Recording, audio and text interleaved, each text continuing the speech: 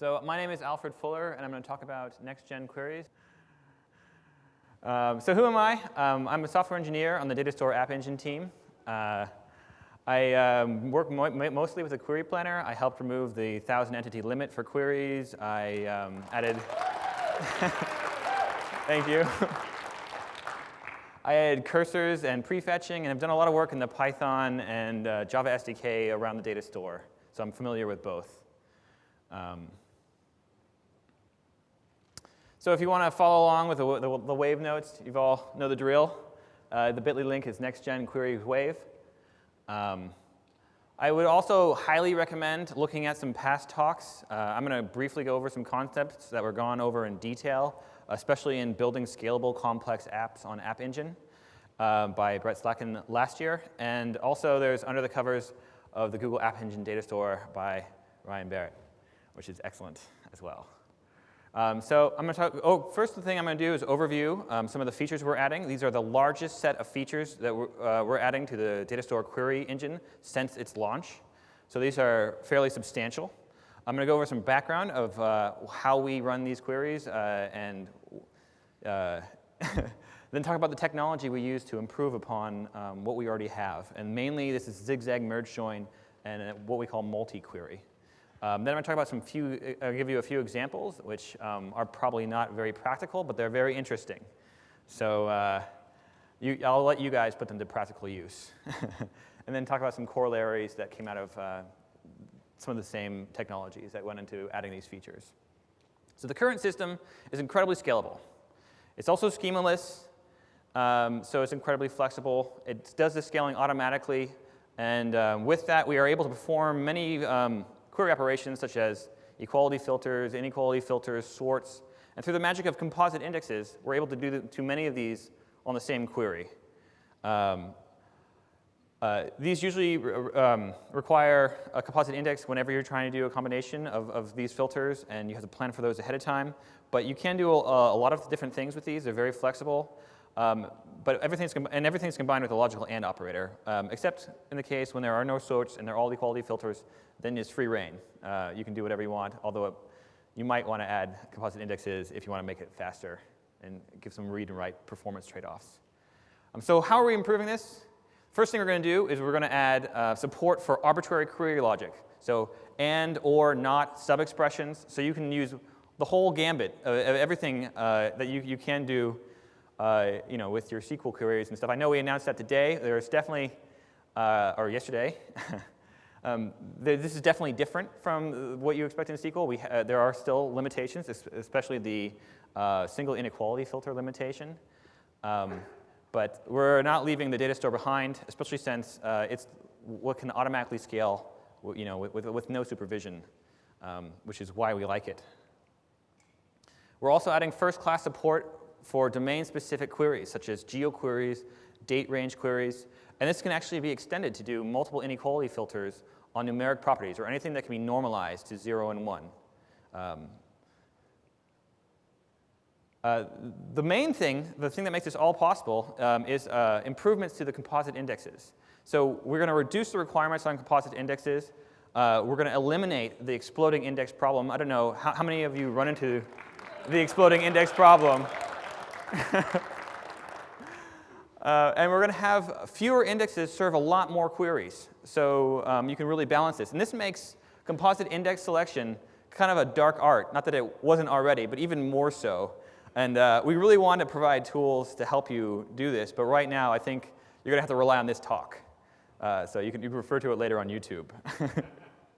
And the composite index selection really provides the wrench to decide between space and speed, between write and read latency and costs, where you want to spend this, based on what your application does. And first and foremost, although last in this overview, none of these result sets were pulled into memory during any time during the making of these features. So these are scalable.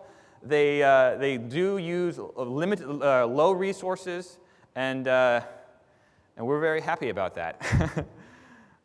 This quick disclaimer. So unfortunately, this is next-gen queries.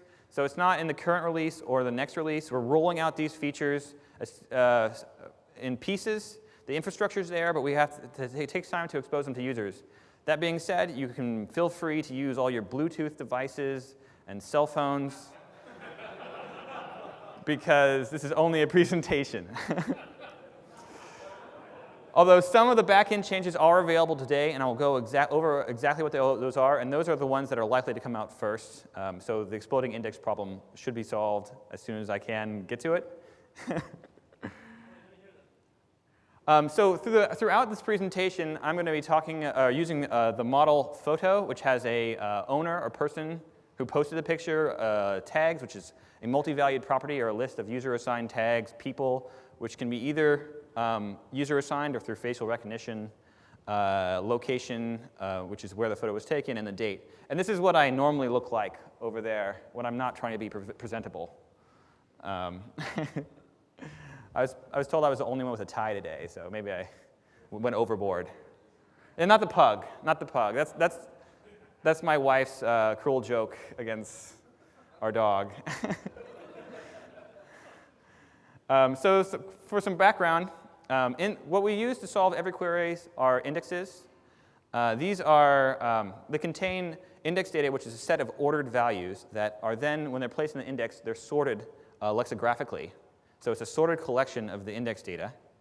And so this is an example of what the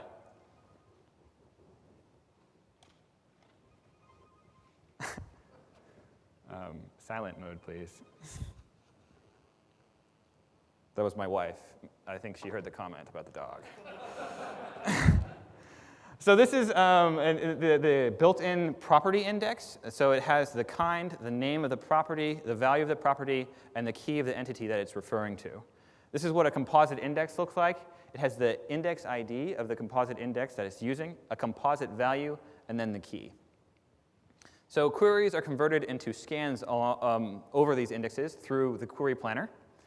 And this is done by splitting the index data into two different pieces, a prefix that's held constant and a postfix that's different for each result. So all the equality filters that go into the prefix, the sort orders that go into the postfix, and inequality filters are just range restrictions on that postfix, which is why we only allow one. So for an easy example, select from photo where tag equals family. We decide to split the index data between the value and key. We apply a prefix constraints of kind equals photo, name equals tag, value equals family, and this assures that we only see index rows that refer to photos that have these properties. Then we let the key vary. We use this key to look up the actual entity, and we return the photo to you as a result set. So as you can see, since this is lexicographically sorted, these photos are actually coming out in postfix ordering, in this case, which is key ascending. So if we wanted to change that ordering, we wanted to select from photos, order by date descending, we would choose a slightly different separation of these index data. We just divide it between the name and the value. We apply the prefix constraints of kind equals photo, name equals date, which is what this is an implied existence filter. So if it doesn't have a date, it won't show up in this index. And then we let the postfix vary, and you can see that if we do the encoding correctly, we encode this so that date descending becomes lexicographically date descending in order. When we pull off the key, we can look up the photo, and we get everything with the postfix ordering of date descending, key ascending, which is how we serve this query. We get a little bit more complicated. Select from photo where tag equals family and tag equals outside order by date. Now this requires a composite index. So the first thing we have to do is we specify a composite index on tag, tag, and date. We choose to split this, the index data in the middle of the composite value between the last tag and date. We set our prefix constraints. Tag equals family and tag goes outside, and we let the postfix vary. And so we have a postfix ordering of date descending, key ascending, and we get the photos out in this order. Still with me? Going all well? Good. Awesome. So we expand on this in two ways, one of which is with Zigzag Merge Join. And so currently, this is how it operates. Zigzag Merge Join can efficiently find postfix commons to multiple scans. It produces intermediate false results because it does two scans or multiple scans to find the postfixes that are in common, but it knows how to skip past sections of large, not matching results. So it tends to scale in the size of the result set instead of the size of each individual subscan. So say we have photos that are tagged with dogs, photos that are tagged with cats, and we want to find photos that show dogs and cats living together. Well, Zigzag Merge Join can efficiently find when that correlates with mass hysteria.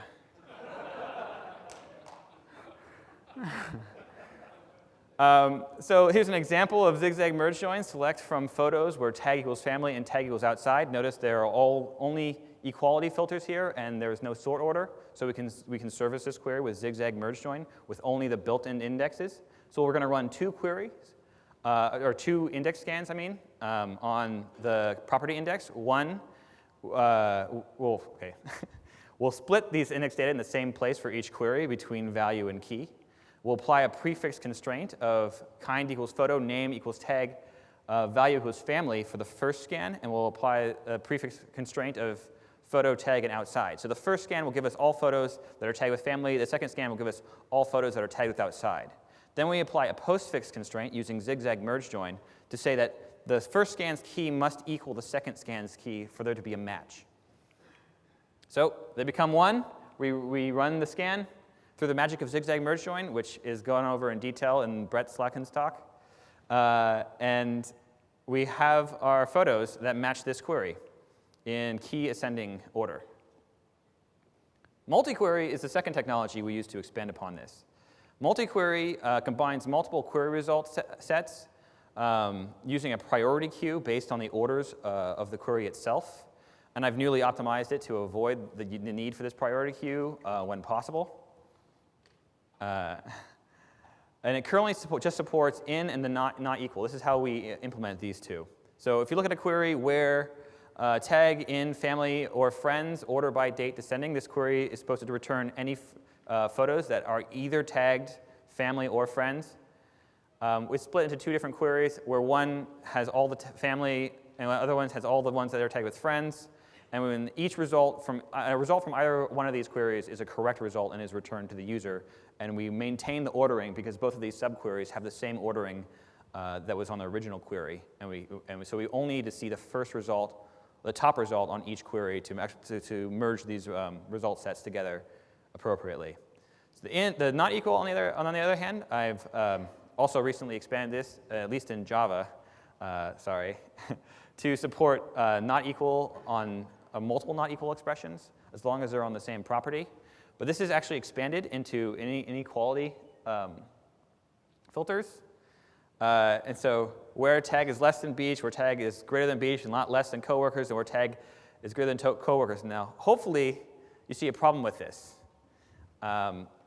This actually does not do what you think it does. It doesn't return photos that are not tagged with beach and are not tagged with coworkers. It returns, if these are multi-value properties, and if you look at this closely, it returns photos that have a tag other than coworkers or beach. So any other tag, and that result will be in your result set. So this does the intuitive thing when it's the single-valued property, but when it's a multi-valued property, it has an unintuitive result.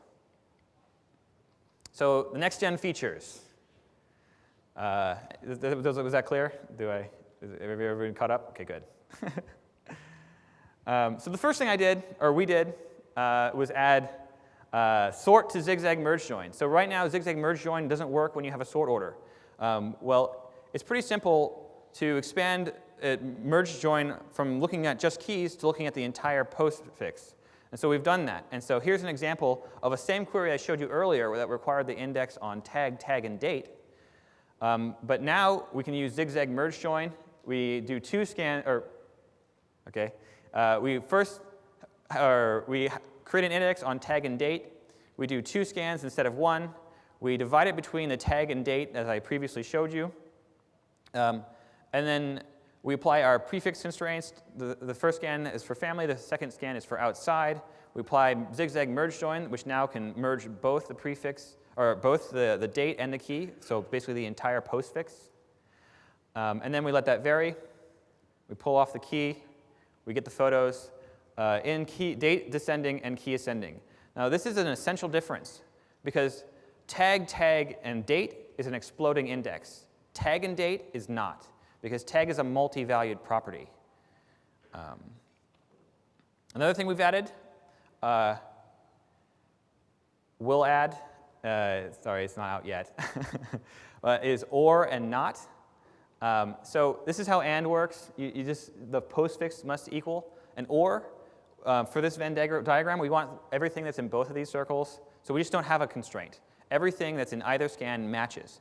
But Zigzag can also be very efficient here, in which we never look at the same key twice.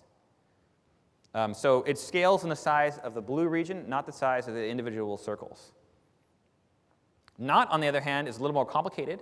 We say one scan's postfix does not equal the postfix of another scan's. This is equivalent to set subtraction.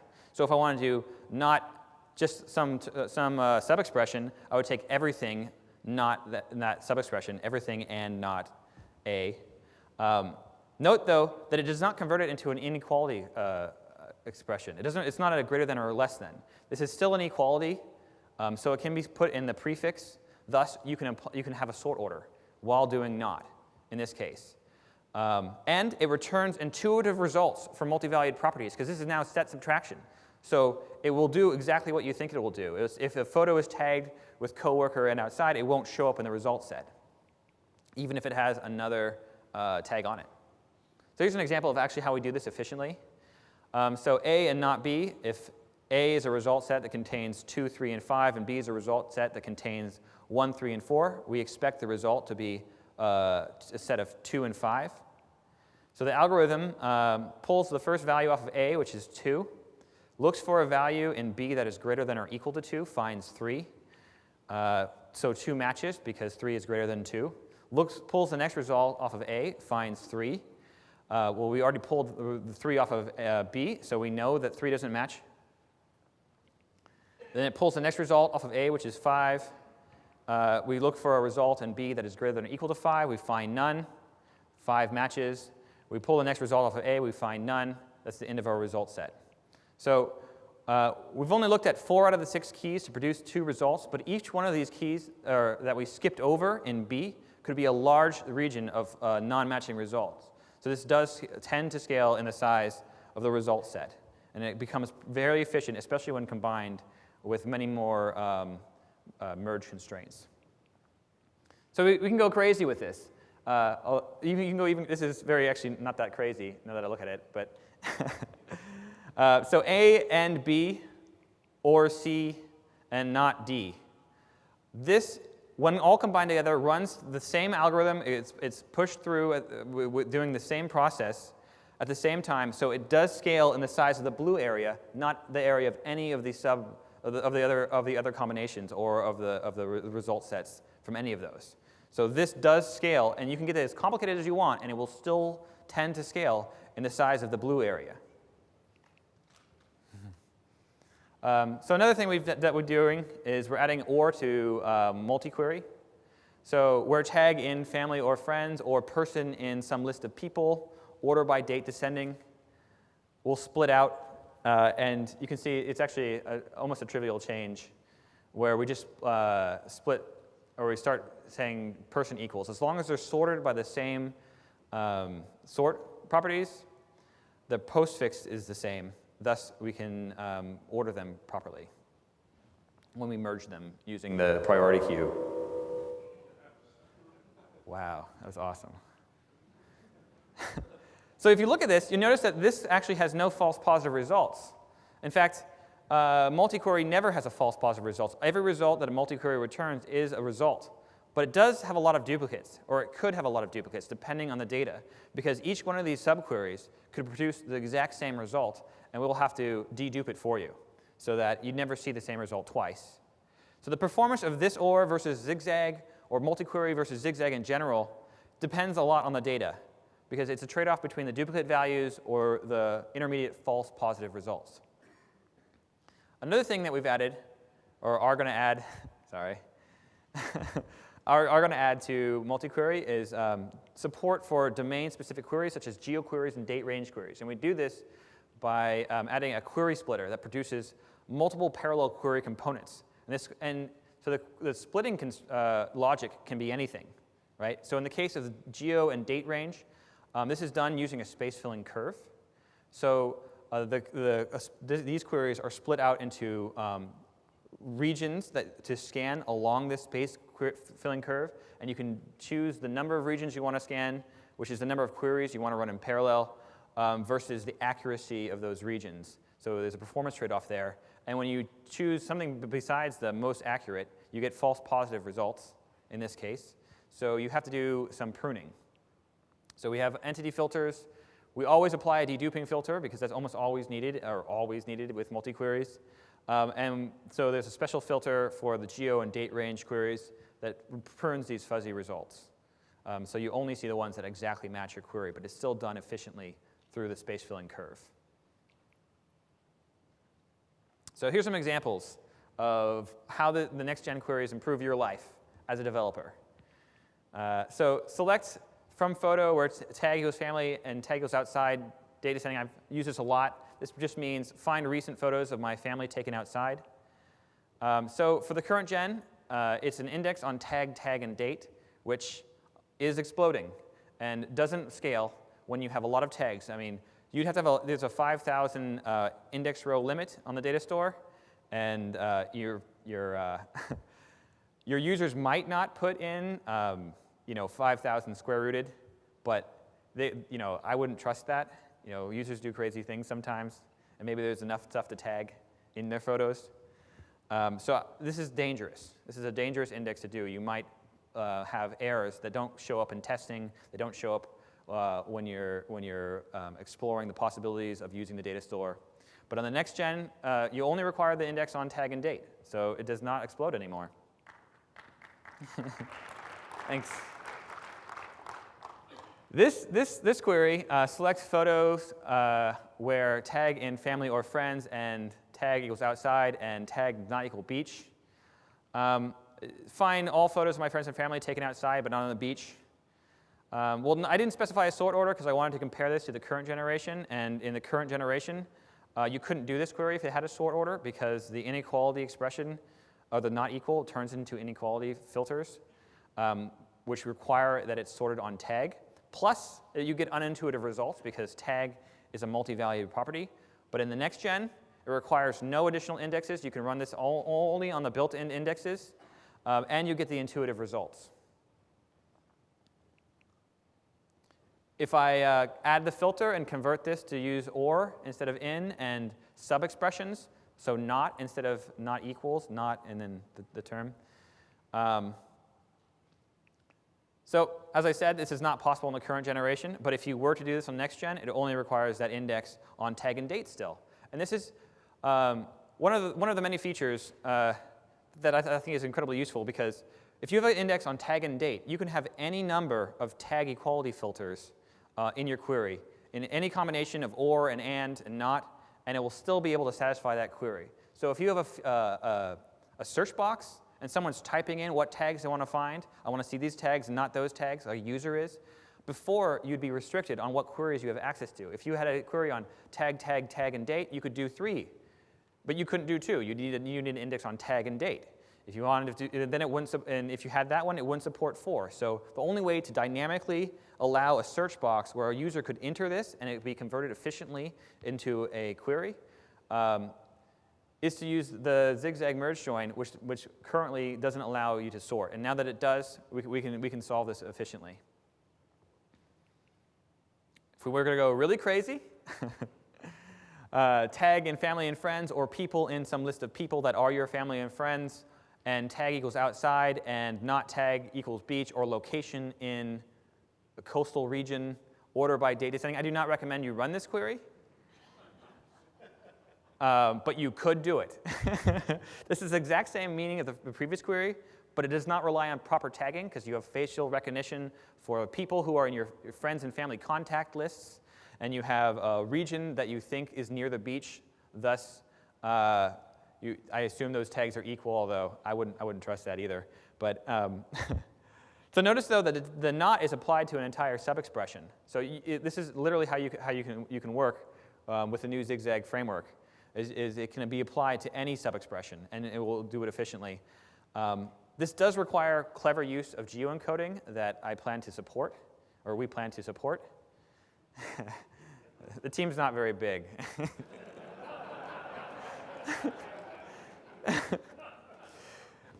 So normally a location would be a location query or geospatial query would be an inequality filter on the space filling curve, but you can, if you encode it correctly and are clever about it, make it an equality expression so you can actually have that sort, which allows you to prioritize, like if you have a map, you could prioritize what you see in that map using this technique as well. So in the current generation, it's definitely not possible. In the next generation, you can do it with an index on tag and date, tag and people, geolocation and date, and that's all you need. And those, if you look at them, can service a whole slew of queries. Whereas before, when you were specifying a composite index, there were very few that you could actually service with these queries, or with these composite indexes. So when do we use what? When do we decide to use the MultiQuery OR or the Zigzag OR, or these all seem to support similar features?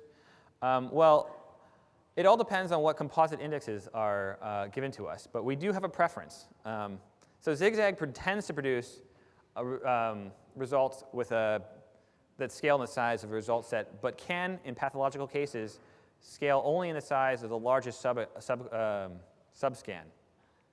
While MultiQuery produces duplicate correct results, but it's guaranteed to scale on the side of the result set because there are no false positive results. Every result you pop off is a result that isn't a result set. Although they're all duplicates, but we do have a limit, which makes that a constant value, the number of duplicates you can see, which is kind of cheating and bad, but it doesn't scale very well. So in those cases, we want to use Zigzag anyway.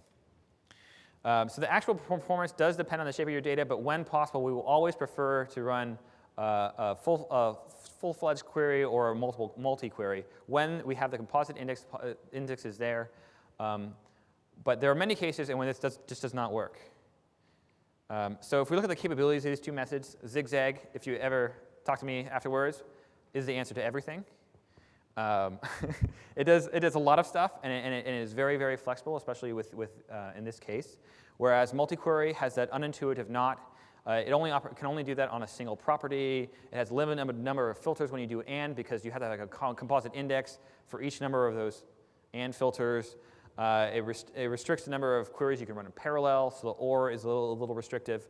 But it's the only thing that you can really do the domain-specific queries. So we'll continue.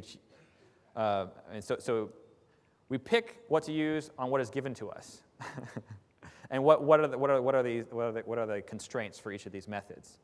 So specifically here, almost every query can be converted into a multi-query that will potentially run faster than the Zigzag, except when we have the not. It's a dividing line where if you want the intuitive not, or you want the not on multiple properties, it will have to at some point do the Zigzag between multiple indexes. So let's look how an actual query will be planned. So if we have only the built-in indexes, if we're going to run this query, it will have to be done using Zigzag Merge Join. So we convert this into an AND operation. We split out the in to an OR. We pull out the not, pull out that OR, combine them all together.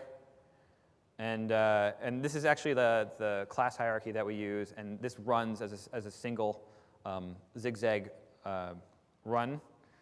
But if you look at this, we're actually running a lot of subscans. So in this case, we're running 5 subscans, and each one of these are very broad, right? So there's a lot of potential for false positive results in these. So this may not be efficient if if you have a pathological case, a specific query, a specific user data combination. So you might want to optimize this depending on what kind of restrictions you want to place on your users.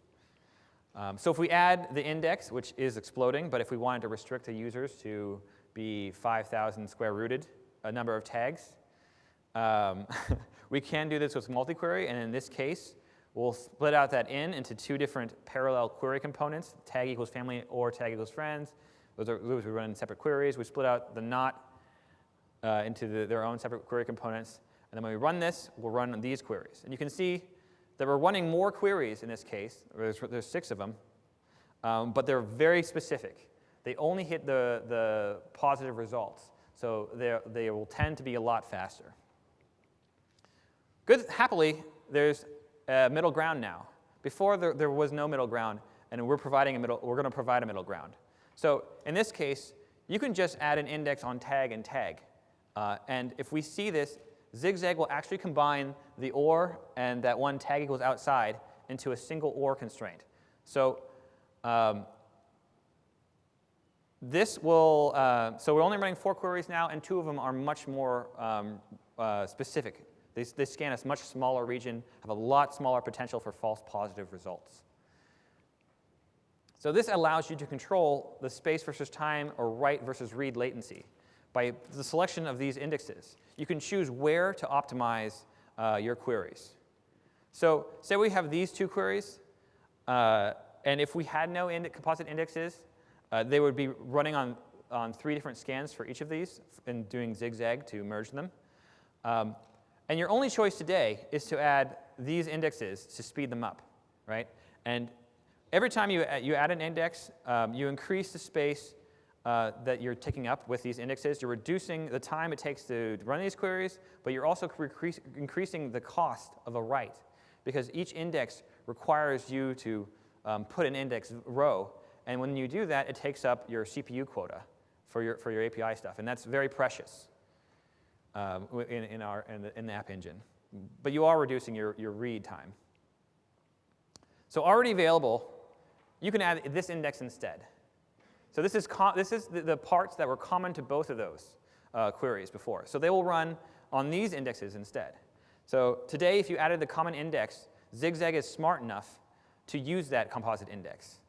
And so you really have the tools to tweak your indexes and really make them work for you, which, if you can do and successfully, will probably make you very valuable to your company. So some corollaries to this work, just some side notes. So I don't know if any of you have seen the searchable model class that Ryan wrote. But it was pretty useful unless you wanted to sort. And if Datastore is meant to scale, it's meant to go have really large data sets. And those aren't actually very useful unless you can sort, unless you can pull out the most important results from all the noise. So now the searchable model becomes useful because you can actually sort, and you can have a user enter a string as any length, and you can service that query. And it might take longer if they enter like 25 words, but it will still complete. You won't get an index not found error or needed index error, and it'll run. And another thing you can notice is that multi-valued properties don't really sort well. Like, it's not very intuitive to sort. There's almost never a reason to put them in the sort order. So given that, and given the fact that you can zigzag everything, that you only require 1 property at most in any prefix, although it is recommended that you put more than those in to optimize for specific queries, that means there are no more exploding indexes. There's no need to have a multi-valued property repeated more than once in an exploding index, or in an index, so thus it will not explode. So another thing is if you've been paying attention, and I didn't go too fast, and you like my pretty slides that animated. You'll notice that the only thing that's different for each of these results that was pushed to the users in as a result set was the postfix. The prefix stayed constant. And right now for cursors, what we're actually returning in the cursor is the index row. So we know where to start the scan the next time you resume. And so we can look at this and we can say, well, we only need to store the postfix. So we can make these much smaller. And if you think about it, for MultiQuery, the postfixes all have to be the same because that determines the ordering. And all the subqueries have to use the same ordering to be able to merge efficiently. So these cursors can work for multi-queries as well, although you will face deduping issues across multiple requests if you do this. But another thing we can do is that the only difference between a date descending index and a date ascending index is how the index data is encoded. So we can store raw properties in cursors instead of encoded values. And that means that you can run a cursor on an index that has the ordering reversed, thus allowing you to scroll backwards and forwards in a given result set. However, this does have a little catch, got you when Since the final ordering of every query is key ascending, you have to explicitly put in a key descending ordering. Otherwise, it won't work properly. But this does allow you to page endlessly forwards and backwards in the same result set. So that's it.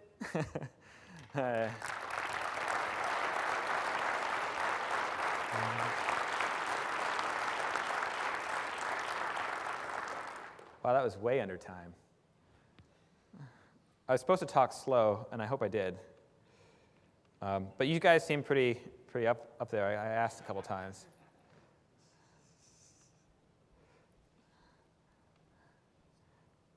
Oh yeah, I'm unplugged. That's right.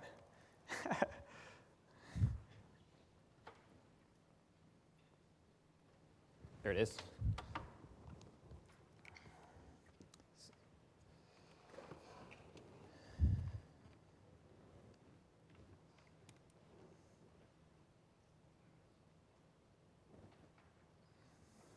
So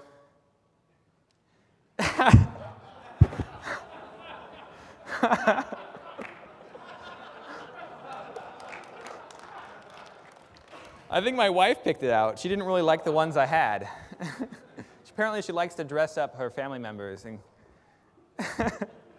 including the pug. Yes. So I have mainly been working on reliability issues right now, and I really want to get these out for you. All the infrastructure is there, so if I really wanted to run these queries right now, I could, but exposing them to you and building all the pipeline that needs to take it from the APIs all the way through to the backend data store, it's actually a fair amount of work, and I will get to it as soon as I can. I really want to do this because yeah, it's a small team. But the Zigzag operating on every query, so you can use searchable model, will be out really, really soon. So that part will be there. But improving, there are many ways to enter the query, so GQuery won't be that hard to upgrade, but the programmatic interface for Python and stuff will have to be completely changed to support other things, besides and. So that'll take a little work. But I really want to get it to you guys. So the query splitter and the entity filters, they're in the Java SDK right now, and we're going to put them in the Python one, and we want to finalize the API there, and I want to expose those to users so you can have your queries work as if they were our queries. So the prototype I have right now for the geo-queries lets you say point in region. Like you literally can say that, and exposing these will let you do the exact same thing for your domain-specific queries, so that you can have like an SQL-like statement that will just work, and they'll have them. So I definitely do want to expose those. They aren't right now because we haven't finalized the API. You have a question? Yeah, so I was just wondering, so like on the dev app server, it recommends indexes to create, based on your runtime. Is that now going to change because certain indexes aren't going to be needed for some of the queries that the dev app server is going to generate? Yeah, and it will also, change. Do we need to delete manually some of our composite indexes that were previously created? Yes. So it will require refactoring of your indexes, and the dev app server will recommend different indexes. Notably, what it will do is it will never recommend an index with a repeated property in it. So if you have the same property repeated twice in the index, we just won't recommend that. But other than that, it will always recommend the fastest index, which is the very explicit one, right? But it does. We'll have to make it so that it sees the indexes you already have and doesn't recommend it when you don't need it, right? Go ahead. Yes. Now that searchable model class is more usable, are we able to essentially do what are light queries? There's a large domain of full-text search queries that you can use with it, but it's not going to be like queries. And it's pretty limited. We are definitely working on a better solution for full-text search. We really want to get that out to you guys, but for right now, searchable models like the only. I'm not saying you should use it for sure, but you can customize and do a similar model for your type of data that meets your specific needs. But no, like is not really working right now. So there is a place for SQL for sure, and it's just to get it to this scale and to make it scale automatically, there are still those restrictions.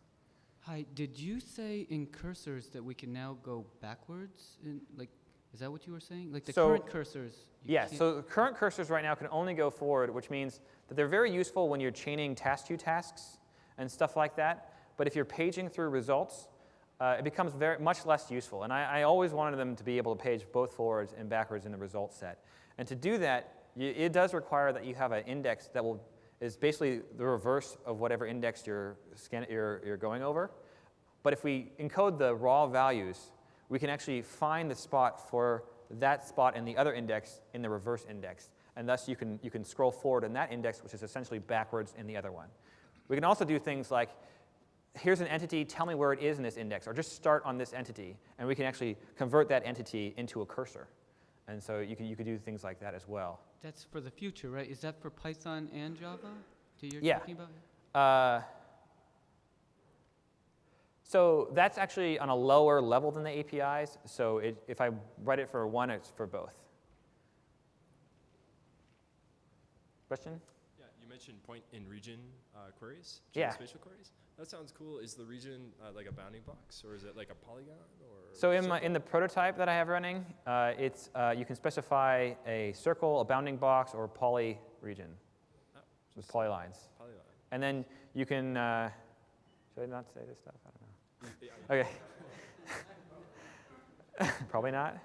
Oh. Well, in the prototype I have running, that's not necessarily the final prototype, you can also do, if you have in, you can put multiple regions in there, and it'll do a union, and if you can AND that with another in, and it'll do an intersection of the regions.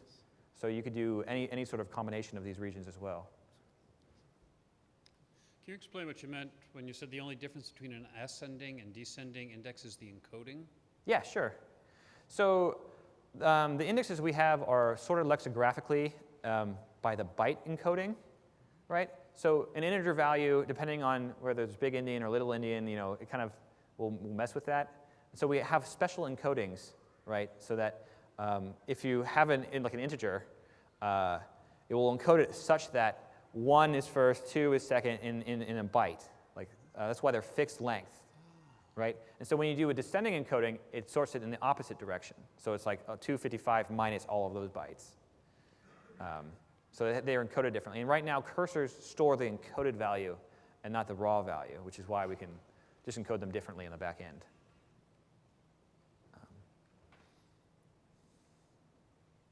And we do have a plan. We do have plans to support full text search. The main problem is we have many plans. The problem is that we have multiple solutions for this internally, and none of them really fit App Engine quite right, and they don't mesh exactly. And getting them to mesh and making sure that that mesh is solid and that the user will have a good experience is actually very difficult. And so that's what we're working on right now. Is we're testing these solutions and making sure that they will work correctly for you guys before we release them. So that's why we don't have it yet.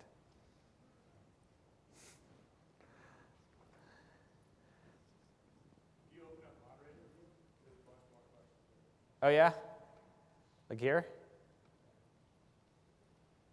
Yeah, for some reason the encoding of this stuff is kind of weird on here, like that one. Which one? Where? Presentation view.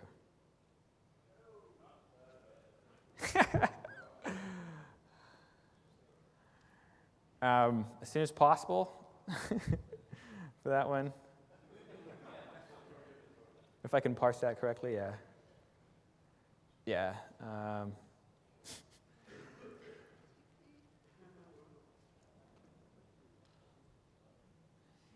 Are there any short-term plans to allow filtering by more than one inequality filter?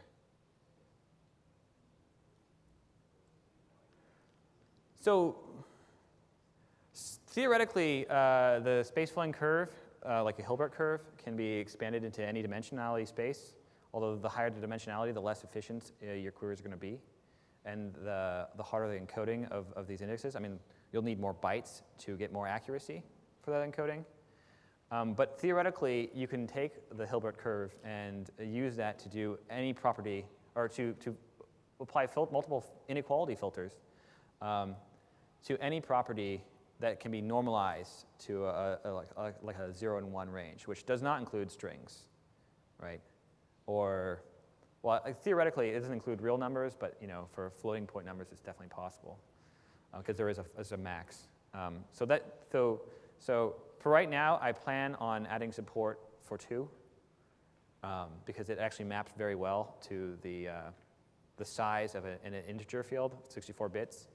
And in the future, I will try to add more as well. So this actually is really useful for date range problems where you have a start and end date, and you want to find everything that overlaps this other range for the start and end dates, which is actually a very common problem. So those will be supported by 2, so we can do those. Is it possible to add MapReduce? Is it impossible to add MapReduce queries like in? So the MapReduce frameworks should use cursors, and cursors work with all these queries. So you should be able to use MapReduce over any query. If you saw the talk earlier, if you didn't, it was very good by Mike Ataski. And I would recommend you watch it on YouTube if you haven't.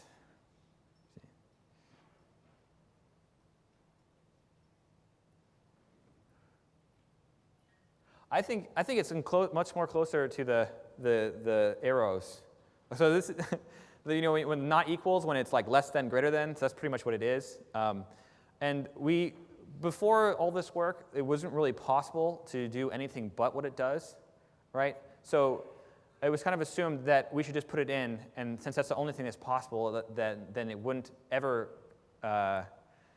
Well, it would definitely cause confusion, but people testing their work would see that, and it would happen like that. And it's going to be difficult pushing into the future to decide when to switch them around. I think that way, if you specify not explicitly, we're going to use Zigzag every time. Or if we can't do your query, we're going to use Zigzag. And in other cases, we're going to assume they're single value properties and do that because that would be the most efficient way to do it.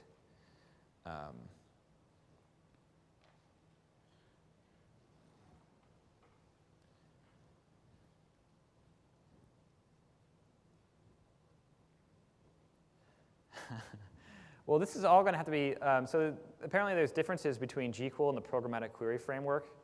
And personally, I recommend you use the programmatic query framework because it's not string parsing and stuff.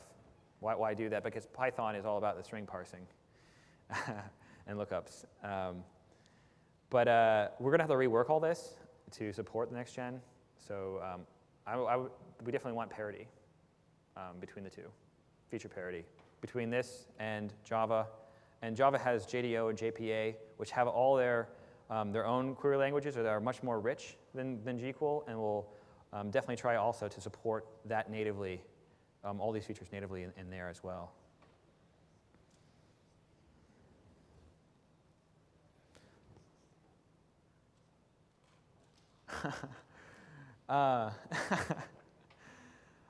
So none of this is really published. In fact, I don't think our internal documentation for it is very, very good either, as Ryan would probably hate me for, because he's always encouraged me to do that, and especially if like a bus crashed and I was in it, I think you guys would be all out of luck. Don't. Although they're not. I mean. So I think this is the documentation. Like you should watch the YouTube video and for now.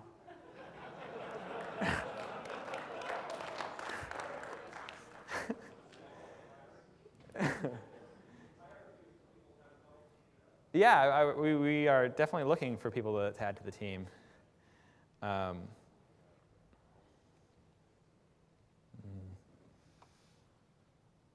don't know what that is. OLAP. Okay, cool. Well, thank you all for coming. If you have any more specific questions or anything like that, please come and see me. I am happy to answer any of your questions. Thank you very much.